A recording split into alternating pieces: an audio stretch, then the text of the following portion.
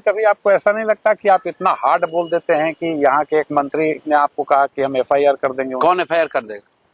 अशोक चौधरी ने कहा कि ना FIR वो किए हैं, जाके मानहानि बेचारे किए हैं, सर्वदलीय नेता अशोक चौधरी। देखिए हम लोग यहाँ सुनते हैं, सर्वदलीय कैसे? मैं बता रहा हूँ कैसे। जैसे हम लोग सुनते हैं ये नेता इस दल में थे, छोड़कर दूसरे दल में चले गए, दूसरे दल को छोड़कर तीसरे में चले गए। अशोक चौधरी इन सब से ऊपर है। उन्होंने इतना दिमाग लगाया कि एट ए टाइम हम सब दल में रहेंगे।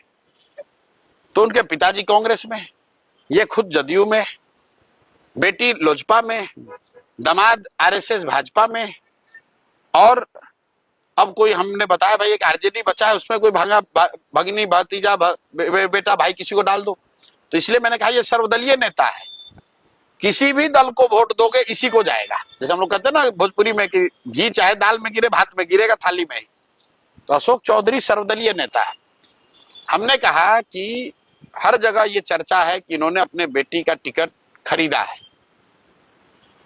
और ये हमने नहीं कहा, आप लोग पत्रकार आप जानते हैं, प्रेस कॉन्फ्रेंस हुआ, पार्टी के लोग जो उस समय चिराग जी के पार्टी में थे उन्होंने ये कहा, प्रेस में छपा, लोगों ने इस्तीफा दिया।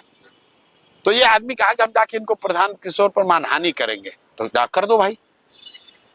अभी दिलीप जायसवाल ने, आपने सुना होगा, कहा कि हम प्रशांत किशोर पर साइबर थाना में केस किए हैं जी। अब बताइए, इस भाजपा का राज्य का अध्यक्ष वो केस किया है और अभी तक पुलिस हम तक आई नहीं, हमारे पास आई नहीं भाई। या तो पुलिस उसकी सुन नहीं रही है, फर्जी बोल रहा था ये आदमी।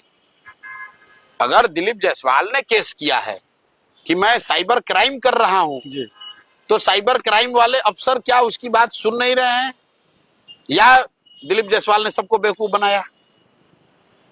तो प्रशांत किशोर इस तरह की गिदड़ भपकी से डरने वाले नहीं है। प्रशांत किशोर यहाँ बालू माफिया नहीं है, शराब का धंधा नहीं करते हैं, किसी से 1 रुपया नहीं लिए हैं, किसी सरकारी पद पर नहीं है, बड़े बाप के लड़के नहीं हैं जी।